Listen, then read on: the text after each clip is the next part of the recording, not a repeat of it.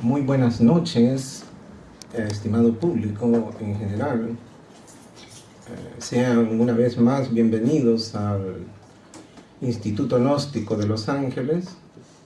Hoy, en este día, vamos a desarrollar un tema que se le conoce con el nombre de los 7 chakras, y es un conocimiento que está íntimamente relacionado a todo lo que es la cultura hindú. Si es que vamos a utilizar unos términos por ahí un poco complicados, mis recomendaciones casi siempre en este tipo de conferencias es traer un lápiz y un papel para apuntar las palabras que posiblemente sean de un poco de dificultad para poderlas recordar o al menos para entenderlas. También quiero felicitar una vez más a todas las personas que nos están visitando por primera vez y agradecerles infinitamente de que estén aquí escuchando estas conferencias, y esperamos que les sirva de agrado y que puedan seguir adquiriendo más conocimiento del que ustedes ansiosamente andan buscando. Nosotros, dentro de lo que es el conocimiento gnóstico, toda la cultura gnóstica está basada en 4 pilares que son ciencia, filosofía, arte y religión. Y estos 4 pilares, lógicamente, como son categóricos, se extienden más allá de lo que son los términos, llevándonos y conduciéndonos a otros tipos de conocimiento que nos vinculan grandemente a lo que es la búsqueda de la divinidad. Pues volviendo a lo que es el tema de los 7 chakras, empezaremos diciendo de que el venerable maestro Samael, en sus enseñanzas, nos dijo de que para llegar a la alta iniciación nosotros tenemos que escribirla sobre una vara.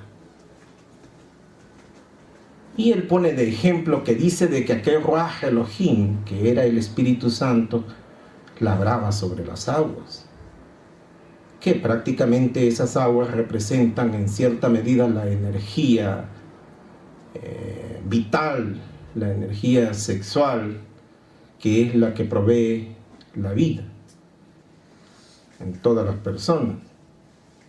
Nosotros, los gnósticos, cuando empezamos a hablar acerca de estos conocimientos, lo que buscamos es llegar a establecer las claves fundamentales para llegar a la alta iniciación, para llegar a alcanzar la iniciación de los misterios ocultos, de los grandes conocimientos trascendentales que fueron trazados por los rishis sabios, por los hombres de conocimiento y de conciencia trascendental. La clave fundamental para empezar a entender cómo funcionan los chakras dentro del cuerpo y cómo establecer esa iniciación dentro de nosotros mismos, necesitamos comprender que dentro de lo que es la psicología, dentro de lo que es la anatomía oculta, radican 3 grandes aspectos dentro del hombre. Maestro Samael nos dice de que esos 3 grandes aspectos están contenidos por el cuerpo físico. El otro es el cuerpo astral, que es como mediador, y después tenemos el cuerpo del espíritu, que es lo más trascendental y elevado, y que es la meta última a donde nosotros pretendemos llegar a través de lo que es la escuela esotérica gnóstica, a través de lo que es la meditación y a través de lo que es el desarrollo de estos 7 centros o chakras, como nosotros les conocemos. Primero, antes que nada, tenemos que comprender de que la palabra chakra, según el diccionario esotérico de Sanyaj, que es un diccionario famosísimo de términos esotéricos, se traduce como rueda o disco, y se describen todos ellos como una forma circular, a tal grado de que estos discos o ruedas se visualizan de ese modo, pero son en realidad centros de energía que al moverse describen una manera circular. Se dice también que para entender todo esto del conocimiento de los chakras hay 4 aspectos que tenemos que tener bien claro. Quizás la primera forma que nosotros vamos a entender hoy es la forma teórica de los chakras. Hay también una forma simbólica que vamos a hablar de ella, no la vamos a penetrar a fondo, pero después viene otra fase que es más complicada, un poquito más difícil, que es la fase de la experiencia dentro de lo que son los chakras, y por último viene la fase esencial o la fase divina, que es donde empieza a elaborarse prácticamente lo que nosotros le conocemos como cuerpo astral. Ahora bien, se nos dice también de que nosotros tenemos dentro de lo que es la columna un sistema que se le conoce con el nombre de cerebro espinal, que este sistema pues prácticamente es el que nos conecta con la realidad consciente, o sea, con lo que es la vida consciente pero real. La conciencia real es la conciencia que puede uno visualizar las cosas tal como son. Después tenemos la otra parte que tiene que ver con el simpático, que nos vincula a lo que es la parte del subconsciente y que también encierra una importancia vital para lo que es el desarrollo especial de los centros magnéticos. Y por último tenemos la del parasimpático, que es la que nos hace tener un contacto con la vida real, con el mundo de la experiencia, y por ende pues está controlada por la mente. Todos estos centros están profundamente comunicados con ciertos cordones, con ciertas conexiones nerviosas que cuando se juntan establecen algo que nosotros les conocemos como plexos, y que estos plexos prácticamente al juntarse acumulan cierto tipo de energía, que esa energía es la que hace que nosotros en cierta manera vayamos teniendo diferentes movilidades, diferentes accionares, y esa energía pues es la que nosotros le conocemos con el nombre de prana, y que prácticamente es lo que vitalizan esos centros y también vitaliza la parte ya más espiritual, no es la parte física, que nosotros le conocemos con el nombre de chakras. Es decir, los discos o ruedas de las que hablamos anteriormente de acuerdo al diccionario.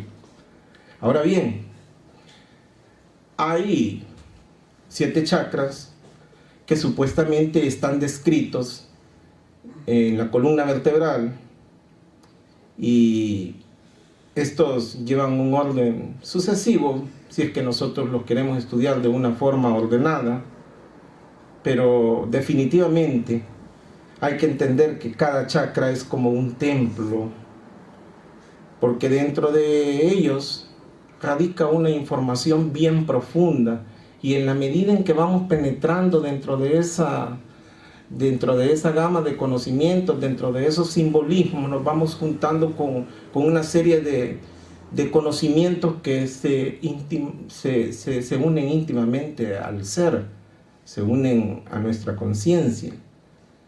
Y por eso es menester que cuando empezamos a estudiar los chakras, los estudiemos de una forma bien incisiva, bien profunda.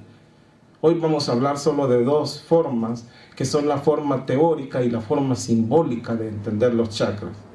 Pero si se van a un estudio más profundo, quizás tendríamos que basarnos ya en una forma de experiencia y en una forma ya más espiritual de estudiar los chakras.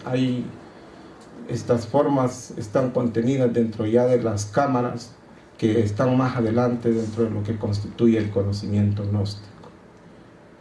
El primer chakra que nosotros tenemos se le conoce con el nombre del chakra Muladhara, y la palabra Muladhara es una palabra que en India se establece con el nombre de fundamento, y se le llama así a este chakra porque prácticamente es la base donde se empieza a edificar todo el mundo energético para llegar a constituir lo que nosotros le conocemos como el cuerpo sideral, cuerpo astral o también cuerpo estelar, que así se le conoce porque prácticamente para muchos esoteristas el desarrollar todos estos chakras constituye como visualizar un mundo estrellado por dentro. Y el Muladhara tiene una serie de símbolos por dentro cuando lo describen los indostanos, que estos símbolos nos conducen en cierta medida a establecer dentro de nosotros una conexión íntima con nuestra conciencia, con nuestro ser y con la divinidad. Lo primero que encontramos allí es una especie de lingam, y este lingam es una expresión fálica de la India, en la cual nosotros reconocemos que existe una deidad trascendental que se le conoce con el nombre de Shiva, pero también está vinculado íntimamente a los cultos de la madre. Y ahí se encuentra una serpiente que dormita, que está enroscada 3 veces y media, y que en la medida en que va asomando su cabeza, se abre su boca. Y de esa boca, cuando se abre, empieza a emanar una especie de energía que tiene un lenguaje trascendental. Y ese lenguaje trascendental lo constituye lo que nosotros le conocemos con el nombre de pranava o ciencia de los mantras. Estos mantras son un conjunto de palabras que en la medida en que empiezan a resonar en nuestro cuerpo, van formando vórtices de energía que los indostanos los describen como pétalos de una flor existente en lo que es a través de la columna vertebral. Y esa flor se le conoce con el nombre de Muladhara, o sea que constituye el primer chakra, creando así 4 pétalos. Es decir, 4 formas energéticas que tienen la forma de pétalos de loto.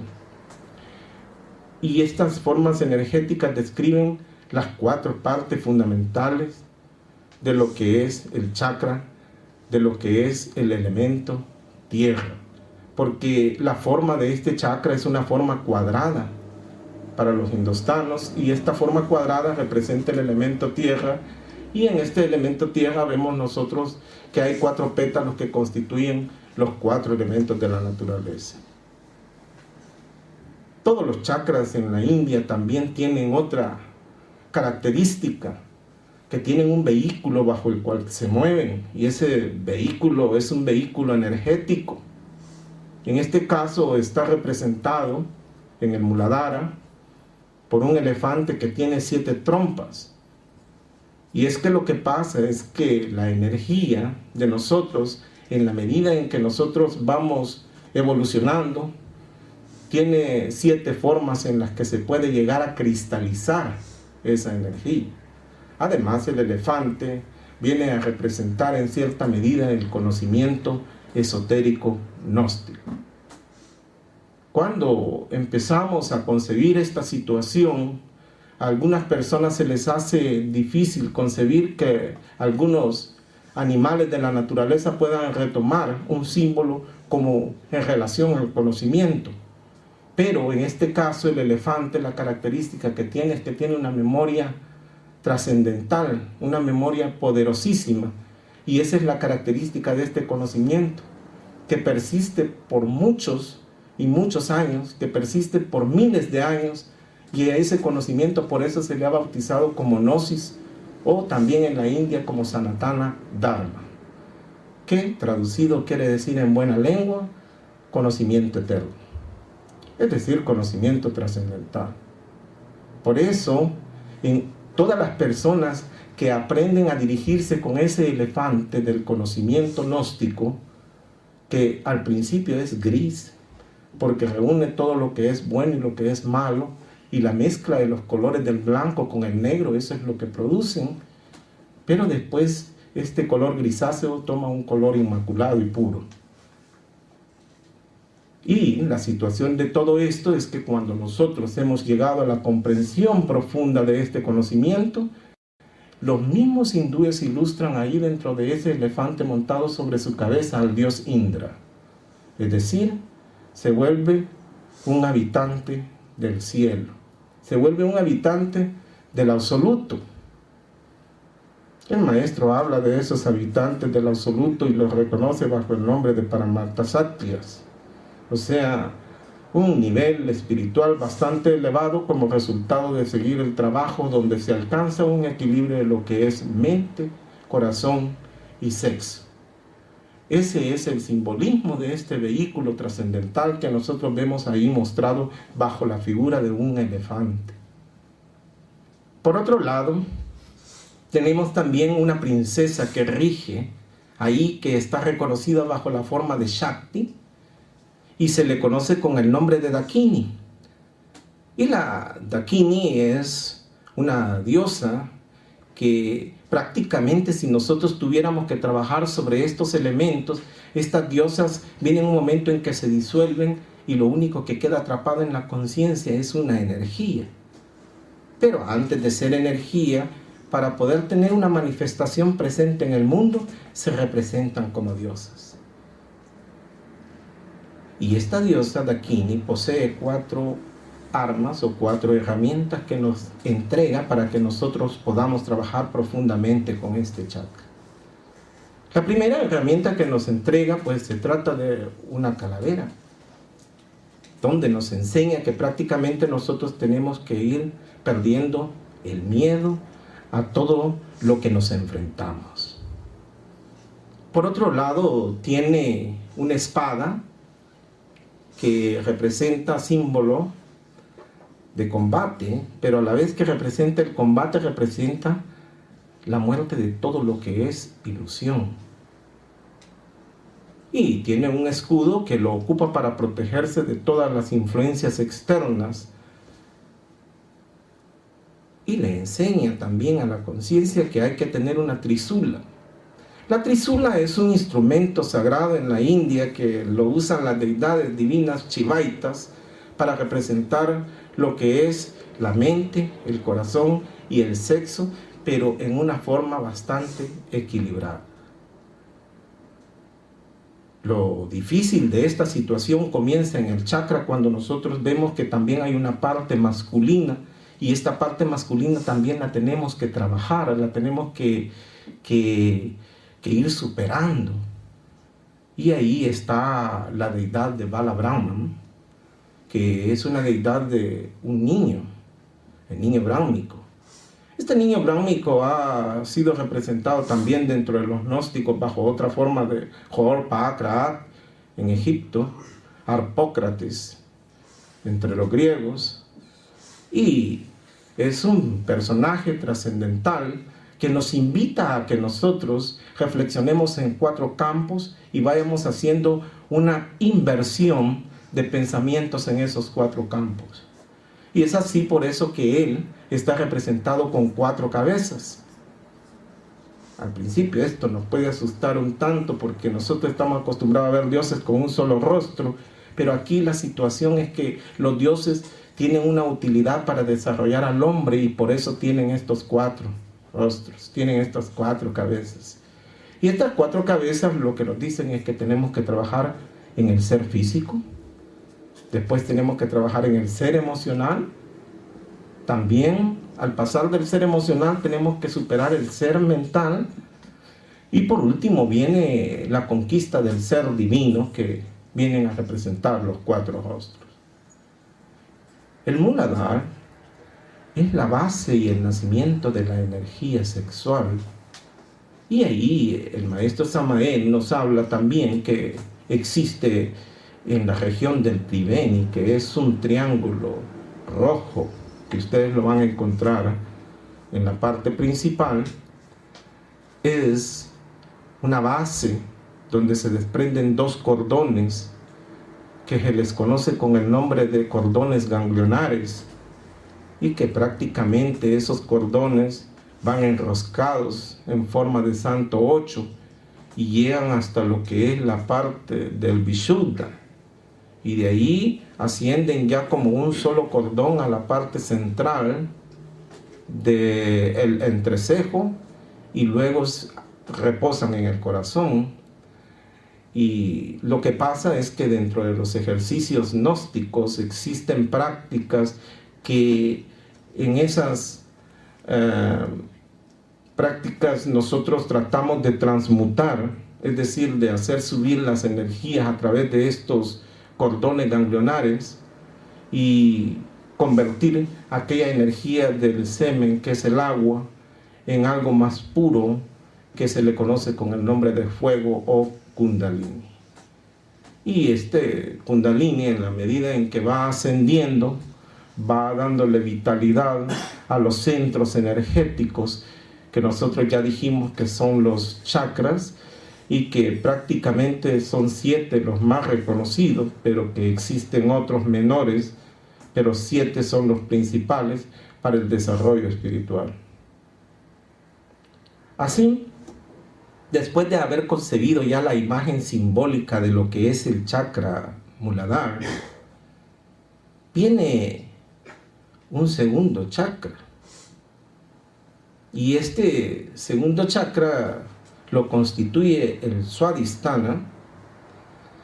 Y el Swadhisthana es una palabra que en hindú quiere decir el asiento del ser.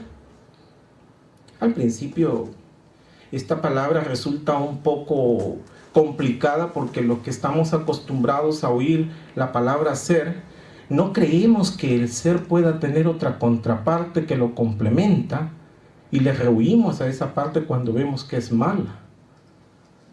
Pero el chakra mismo nos enseña que esa parte reposa ahí también bajo una forma simbólica y alegórica. Y es que lo que pasa es que el vehículo que tiene este chakra es un cocodrilo. Y el cocodrilo, en los grandes misterios, estuvo representando esa contraparte que nosotros le conocemos como ego, otros la identifican como el diablo particular, pero que prácticamente todo esto en conglomerado vienen a formar parte de lo que es la formación de nuestro ser. Y es así como nosotros encontramos que la diosa que radica en ese nivel, la Shakti, que nosotros encontramos ahí, que recibe el nombre de Rakini, tiene 2 cabezas. Y es que lo que pasa es que estas 2 cabezas lo que representan es el nacimiento tanto de la personalidad como el nacimiento de nuestro ser. El chakra tiene una forma redonda, ya no es cuadrada como la otra que representaba el plano físico con sus 4 elementos. Aquí nos encontramos con un chakra que es redondo, que es circular, porque describe el agua. Y el agua tiene una característica que si ustedes contemplan, cualquier agua que ustedes contemplen, lo primero es que van a ver ahí es algo que se llama reflexión. Es decir, se viene a reflejar la parte de ustedes como un espejo. O sea, aparece el otro yo. Por eso el agua es símbolo de dualismo también. Más abajo se encuentra una media luna. Y esta media luna tiene una característica de que está como mirando hacia arriba, porque el propósito de esa media luna es hacer evolucionar la conciencia. Las características de la luna son 2. Una es periodicidad y la otra es alternación o ritmo. Cuando hay periodos y cambios de diferente aspecto, todo está influenciado totalmente por la luna. Cuando hay alternaciones o ritmos, también tienen que ver con las influencias de la luna. Y la luna también viene a ser un símbolo del agua cuando controla también las mareas. Pero aquí, en este caso, en el chakra, lo que controla es el agua de las energías sexuales. Y prácticamente cuando estas energías sexuales se vuelven agitables, El vehículo que está ahí, que es el cocodrilo, es el que nos induce totalmente a entrar en aquella necesidad del deseo. La Rakini nos enseña a través de esto que nosotros debemos de aprender a bloquear ese deseo y nos entrega 4 herramientas. La primera que nos da se le conoce con el nombre de Damaru. El Damaru es un tamborcito que tiene un sonido que es tic, tac, tic, tac. Y esos ritmos vienen a representar los ritmos que mueven el universo. Vienen a representar el sístole y el diástole del corazón. Vienen a representar también el principio del dualismo. Es decir, representa el ritmo de las cosas. Eso es lo que representa en el símbolo de Rakini, el ritmo de las cosas. Pero también tiene una calavera, y en esa calavera nos explica que debemos de aprender a controlar las emociones. Eso representa la calavera de Rakini, que nosotros debemos de controlar todo lo que a nosotros nos pueden producir emociones negativas, todo lo que nos puede conducir a deseos ilícitos. Nos enseña que a través de esa calavera nosotros tenemos que trabajar en ese aspecto. Y después encontramos un hacha. Y esta hacha nos dice que nosotros debemos de cortar todo lo que tiene que ver con la ilusión óptica. No obstante, también nos presenta de que hay una flecha ahí, que esa flecha pertenece a un dios que se le conoce con el nombre de Kama, que traducido Kama quiere decir deseo, es el dios de los deseos, como el Cupido dentro de los griegos. Este Kama le entrega la flecha a Rakini para enseñarle al hombre que esa flecha tiene que aprenderla a equilibrar con las otras 3 herramientas. Entonces la flecha viene a representar prácticamente el deseo sexual. Eso es lo que representa. La curiosidad de esto es que la otra deidad que lo acompaña es Vishnu. Ya en conferencias anteriores nosotros ya habíamos tenido la oportunidad de hablar acerca de lo que es el simbolismo de Vishnu. Vishnu tiene 4 herramientas, que una es la flor de loto, que es la que perfuma los sentidos de los hombres. Y cuando nosotros empezamos prácticamente a meditar y percibimos todo lo que es inmaterial, entonces estos sentidos están siendo influenciados por Vishnu. Y nos concede una rueda que es la rueda del disco de la felicidad, o lo que nosotros le podríamos llamar la rueda del Dharma, que es la que estimula prácticamente esos sentidos. También nos entrega la masa que tiene él en sus manos para que podamos controlar todo lo que resulta ser terrestre, todo lo que es vinculado al mundo de la acción. Y por ende, nos regala la magia de su poder, que es la ciencia del pranava o la ciencia de los mantras, que está simbolizado por una caracola. Todos estos elementos, cuando nosotros los empezamos a encarnar, los empezamos a trabajar, estamos pasando a otros niveles más profundos de la conciencia. Pero ahorita lo importante es conocer toda esta simbología, y en la medida en que la vamos conociendo, vamos ampliando un poquito más nuestra forma de pensar para poder entender el conocimiento esotérico. Así, también quiero decirles de que prácticamente este chakra está con sus energías formando 6 pétalos y no 4 como lo era el Muladhara. Y estos 6 pétalos son 6 aires vitales que nosotros pues estamos tratando de manejar cuando nos ponemos a practicar sobre estos conocimientos. Así, después sigue otro chakra que nosotros le conocemos con el nombre del chakra Manipura.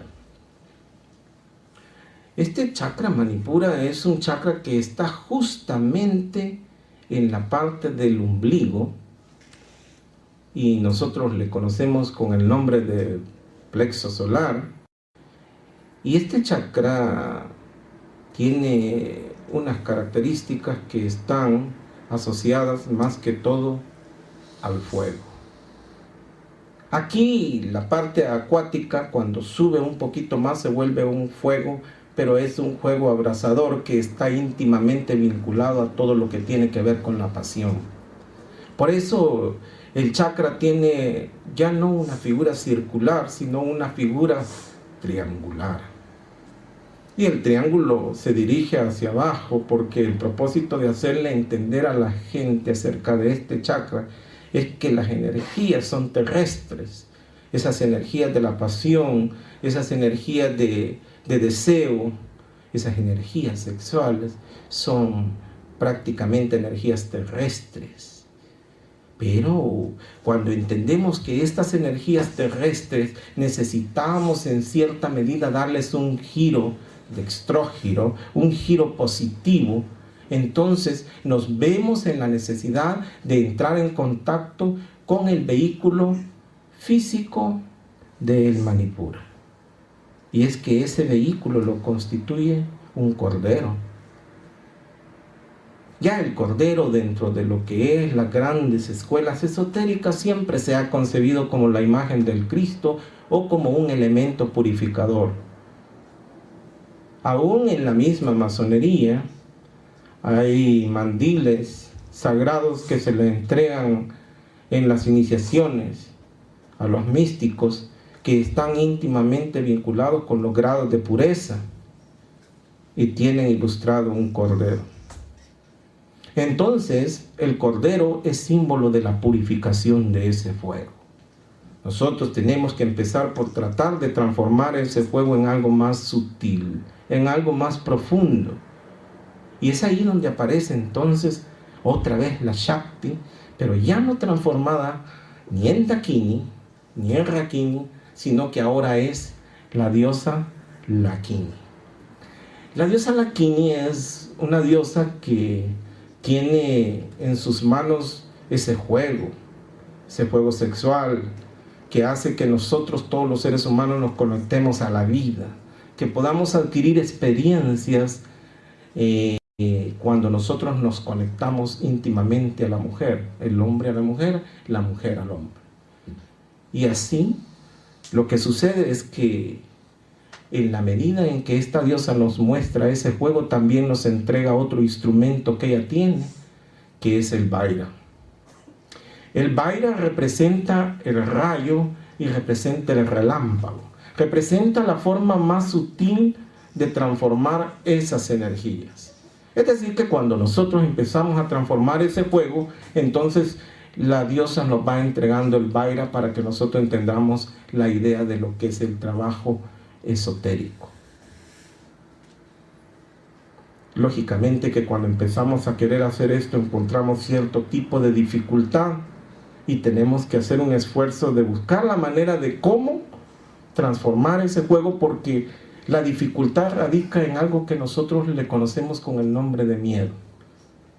Pero ahí la diosa aparece y nos muestra una mudra. Las mudras son señales que se hacen con las manos, y esta señal que ella hace se trata de una mudra que se le conoce con el nombre de Abhaya. La palabra Abhaya mudra es una mudra que consiste en que la mano la ponen en esta forma, y lo que quiere decir es que no hay que temerle absolutamente a nadie.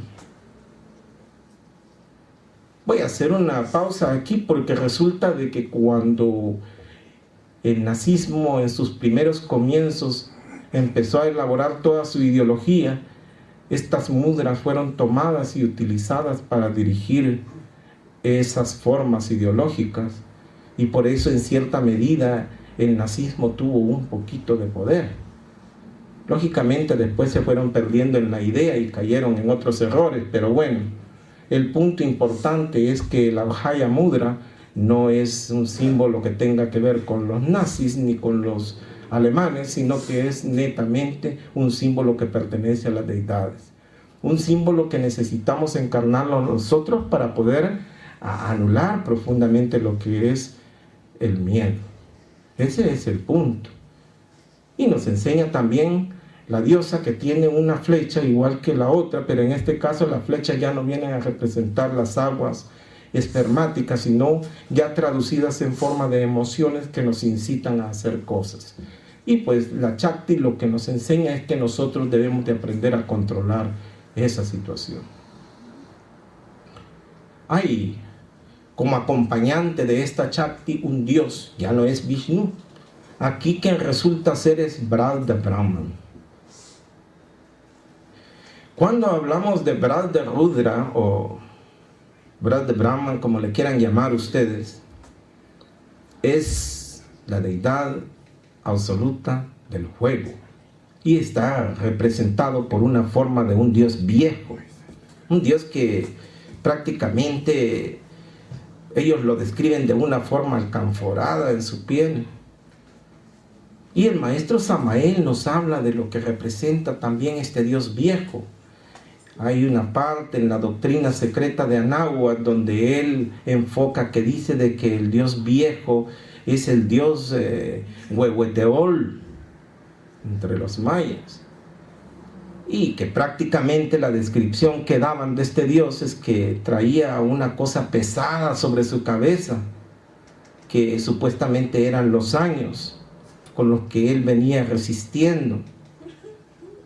Y dice el maestro, haciendo alusión a ello, de que dice de que este dios Huehueteol es el Inri de los cristianos, el tarot de los bohemios, el dragón de Medea, y da un montón de títulos para definir lo que es todo lo que nosotros queremos representar aquí, que es la magistratura del fuego. Es decir, la doctrina del fuego fundamental, que es el Kundalini. Después ascendemos un poquito más y nos encontramos con el chakra Anahat. Este chakra Anahat no es como el otro chakra,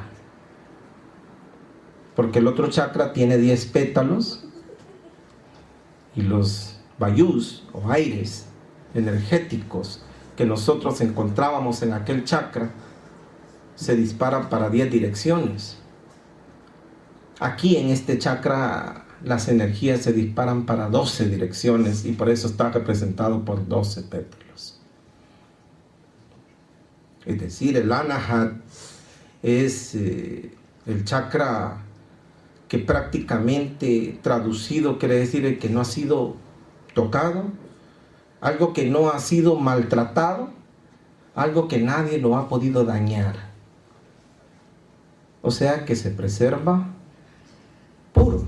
Eso es lo que quieren decir, que nadie lo ha podido trastocar esa situación ahí. Entonces el chakra del corazón tiene un significado de pureza. Y la forma en que está representado ya no es como triángulo, ya no es como círculo, ya no es como cuadrado. Ahora tiene una representación en forma de hexagrama. Es una forma de una estrella de 6 puntas encerrada en un círculo. Y lo que pasa es que aquí encontramos el vehículo físico de este chakra, que es un ciervo, es un venado. Y este venado pues representa todas las inquietudes que el ser humano maneja. Y estas inquietudes lo hacen ver un panorama como que si fuera un oasis. Un panorama que a nosotros nos resulta un tanto ilusorios en la medida en que vamos cayendo en el mundo mayavédico. Pero también aquí, en ese hexagrama, encontramos también a la diosa Kakini, y esta diosa tiene atributos que se parecen profundamente a lo que es la diosa Dakini. La razón por qué digo esto es porque las herramientas que usa son las mismas que tuviese Dakini, lo único que aquí la significación se vuelve otro tanto diferente, porque si bien es cierto que aquí la Kakini tiene un escudo para protegerse de todos los problemas, ya es contra las influencias de lo que son las fuerzas negativas, y la espada también trata sobre lo que es cortar todo lo que es el mundo de las identificaciones. No se necesita caer en el mundo mayavédico cuando se está en este nivel, que es una de las cosas bien importantes. También tiene lo que es el cráneo, que aquel cráneo representa ya el haber perdido totalmente la conexión con el mundo. No se necesita tener esa conexión con el mundo porque uno ya ha pasado a un nivel trascendental un poquito más elevado. Y también tenemos la trísula, que aquí representa que el corazón, el sexo y lo que es la mente están completamente en un total equilibrio. Y ese equilibrio se ve representado prácticamente por la estrella de 6 puntas, que es lo que trata de representar la estrella, es el equilibrio entre esas fuerzas dentro del hombre. La figura trascendental que acompaña a esta Shakti Kakini es Ishana Rudra Shiva. Este Ishana Rudra Shiva es una deidad que prácticamente representa también al juego, pero ya no es el juego inferior que nosotros vimos mostrado abajo en el chakra Manipura, sino que aquí ya se trata de un juego trascendental, un juego elevado. Y por eso la figura de Ishana es una figura de un hombre joven, de un hombre transformado. Y también tiene una característica que tiene una serpiente sobre su cuello, como dándonos a entender de que todas las pasiones han sido conjuradas, han sido dominadas. Y maneja la piel de tigre, que es el dominio de la mente. Eso viene a representar prácticamente la figura de Ishana Rudra Shiva. Pero aquí aparece un dato curioso. Más adelante, en la parte de arriba, hay otro lingam, pero antes de ese lingam se encuentra mostrada la Virgen Madre, la Virgen Kundalini, pero no como una serpiente, sino ya como una doncella. Y la razón por qué se encuentra como una doncella es porque por primera vez aparece representada la Virgen Madre en el corazón y necesita ser representada de una forma femenina. Y por eso aparece ella manifestada en la parte de arriba del chakra. Y después le sigue el lingam, que les digo que este lingam se le conoce con el nombre de Vana Lingam. Vana quiere decir como flecha, o sea, flecha es agudeza, es símbolo de agudeza, pero es una agudeza donde todas las cosas están bien discriminadas. Eso quiere decir el Vana. Y adentro se encuentra uno que nos provea a nosotros todo lo que nos necesitamos, todo lo que nosotros queremos, nos lo provee, y a esa figura se le conoce con el nombre de Sadashiva, que traducido quiere decir benefactor, aquel que nos provee y nos ayuda en todo lo que es bueno. Ese es el concepto de Vana, ese es el concepto de este chakra cuando nosotros lo hemos acumulado profundamente dentro de nosotros en el corazón. Hay una gran importancia en este chakra, porque el mismo maestro nos dice de que nos conecta con el Kardias y también con el desarrollo de las facultades astrales. Él dice que nosotros, en la medida en que este chakra lo lleguemos a dominar, podemos conocer a profundidad los mundos internos. Eso es lo que el maestro Samael nos dice en el matrimonio perfecto. Después, prosiguiendo la línea, hay que ver la otra situación en que nos vamos al chakra del Vishuddha. El chakra del Vishuddha es un chakra que radica prácticamente en la garganta. Y ahí ese chakra, si ustedes analizan la palabra Vishuddha, lo que quiere decir Vishuddha es puro. O sea, ahí todo lo que llega ahí ya está completamente purificado.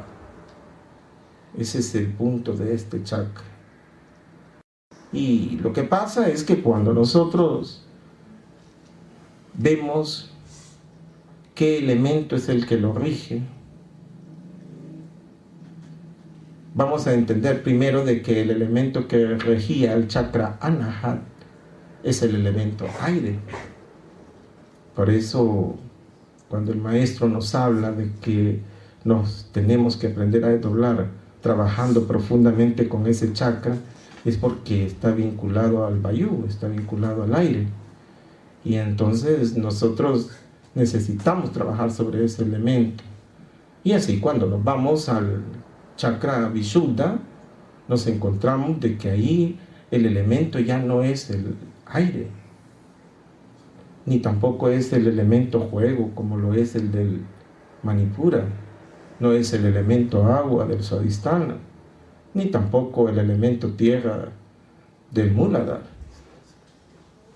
Aquí estamos hablando de el Akash como sonido, como un agente trascendental del sonido, que nos conecta prácticamente al sonido de los sonidos, al sonido del silencio.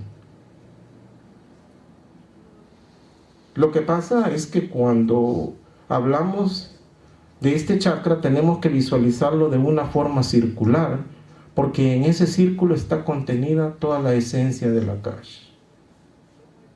Hablar de la esencia del Akash es hablar del alma de los elementos. Cuando un elemento muere, el alma de esos elementos se convierte en Akash. La muerte del fuego es el sonido del fuego, la muerte del agua es el sonido del agua, y así sucesivamente la muerte de cada elemento es el sonido trascendental que ese elemento tiene. Y en la medida en que todos estos elementos se reúnen, se sintetizan en esas aguas que son las aguas del Akash. Cuando han llegado a esas aguas del Akash, entonces se adquiere una facultad trascendental que es la del poder del verbo. Se dominan todos los elementos de la naturaleza. Se domina todo lo que son el fuego, el agua, el aire y la tierra. O sea, se convierte en un amo de la naturaleza. El Vishuddha es algo que es muy trascendental porque también tiene una deidad primordial. Y esa deidad que es del Shakti es un Shakti que se le conoce con el nombre de Hakini. La Hakini tiene facultades trascendentales porque nos entrega una herramienta que se trata de los libros o los conocimientos de toda la naturaleza. Hakini tiene un libro en su mano que representa la doctrina de la naturaleza. Después nos entrega el rosario, que es un rosario que cuando ustedes lo tocan con los dedos correctos, nos conduce a una conexión profunda con la conciencia y podemos entrar en contacto con la realidad de nuestro ser. También tiene la calavera, pero aquí la calavera es donde todas las formas han quedado conjuradas. El mundo de la ilusión ha sido conjurado. Y esa es la importancia de ello. Así encontramos nosotros esa figura. Y prácticamente este chakra tiene 16 pétalos. Y nos vincula a una diosa que, si nosotros estudiamos en la India profundamente, esta diosa está conectada con lo que es la felicidad. Se le conoce con el nombre de Shodasi. Yo creo que hay hasta unas yantras trazadas en honor a ella en la India y tienen sus prácticas en relación a eso. Pero el chakra tiene también una gran importancia porque cuando hablamos de la Akash, estamos hablando de los 5 elementos que se está ejerciendo un dominio sobre ellos, pero que también incluye las 3 gunas que son sattva, rayas y tamas. O sea, incluye las 3 gunas, incluye los 5 elementos, y todo en esencia se reúne en el Akasha. Esa es la facultad prácticamente de este chakra. Pero lo curioso aquí comienza cuando nosotros descubrimos cuál es el vehículo. El vehículo de este chakra es un elefante, pero aquí el elefante ya ha terminado la faena de trabajar en los 7 aspectos primordiales y aparece ilustrado ya no con 7 trompas como al principio, sino que está representado por una sola trompa. Esa sola trompa, eso representa la pranava, representa los mantras, representa el verbo creador. Por eso es que dijimos anteriormente que el Vishuddha nos concede, por consiguiente, el poder de la palabra. Y los estados de pureza están basados en ello. Después encontramos el 6º chakra. Es un chakra que prácticamente, si nosotros lo vemos, tiene 2 pétalos nada más. Es un chakra bastante sencillo, y ahí se encuentra una deidad que se le conoce con el nombre de Ardhanarishvara. Ardhanarishvara es una deidad que prácticamente representa al ser andrógino. Está representado por un color azul y rojo, como los colores alquímicos aquellos de la cual nos hablaban, de que de esas 2 mezclas de colores nacía el Hijo del Hombre. Representa al ser andrógino. Ardhanarishvara es una deidad que en cierta manera reúne a Shiva y a Shakti. Es la boda mística. Y prácticamente en esta boda mística nosotros vemos que todo se reúne a algo que se le conoce con el nombre de Mahatattva. Mahatattva quiere decir que tanto la laguna de sattva, rayas, tamas, que son las energías del mundo para crear, como si estuviéramos hablando de la creación, preservación y destrucción que existe en todo el plano físico, está basado en esas energías, se reúnen todas, junto con los 5 elementos, se conjugan, y ya conjugado todos estos elementos todavía se vinculan a algo que nosotros le conocemos con el nombre de Ontokarana. El Ontokarana quiere decir instrumento interno, y el Ontokarana es lo que nosotros podríamos deducir como manas, que es la mente, buddhi, que es el intelecto, chitta, que es la memoria o conciencia, a veces lo traducen como conciencia, y ahamkara, que es el ego. Todos estos 4 elementos, junto con los 5 elementos de la naturaleza y junto con los 3 elementos que colaboran para la creación del mundo, se unen como una sola esencia y se vuelve, podríamos decir, como una esencia energética que está congregada en esa parte central del ojo de Dharma, y entonces nos confiere a nosotros el poder ver todas las cosas infinitas, el poder ver cómo está todo creado, cómo está todo destruido, cómo está todo hecho. Nos permite ver cómo se desenvuelve la naturaleza con sus 4 elementos, nos permite también que podamos ver cómo funcionamos nosotros por dentro, si es que queremos saber, lógicamente. Entonces, en esta escala de conocimiento surge un ser esencial, un ser prácticamente, como les dije, trascendental, y llegamos a lo que es el último chakra, que es el que está morando en la cabeza, que este chakra pues prácticamente es el Sahasrara. No vamos a enfocarnos en este chakra porque tiene 1000 pétalos y es toda una historia. El maestro asegura que tiene 972 pétalos y no 1000 como dicen los indostanos. nosotros nos basamos en lo del maestro para concebir esto. Y prácticamente cuando se llega hasta ese último nivel, es que nosotros alcanzamos lo que le conocemos como Samadhi, o sea, perfección, o sea, unión. Alcanzamos el último nivel de ser a través de lo que es el desarrollo de la Kundalini Yoga. No obstante, para despertar estos 7 chakras, lo que necesitamos es transmutar las energías, transformar el fuego, el agua en fuego, y los alquimistas decían el plomo en oro. Voy a leerles una parte para terminar acerca de lo que es lo que el maestro recomienda en relación a lo que son las iniciaciones. Y él dice de que la iniciación no se puede comprar con dinero, ni remitir por correspondencia. La iniciación no se compra ni se vende, dice.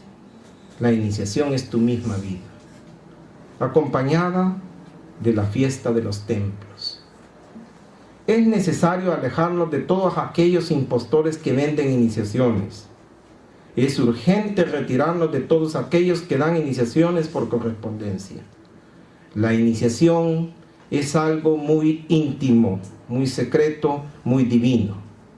Huya usted de todo aquel que diga: yo tengo tantas iniciaciones, tengo tantos grados. Aléjese usted de todo aquel que diga: yo soy un maestro de misterios mayores, he recibido tantas iniciaciones. Recordad, buen lector, que que la personalidad no recibe iniciaciones. La iniciación es cuestión del íntimo, asuntos de conciencia, cosas delicadísimas del alma. Esas cosas no se andan diciendo.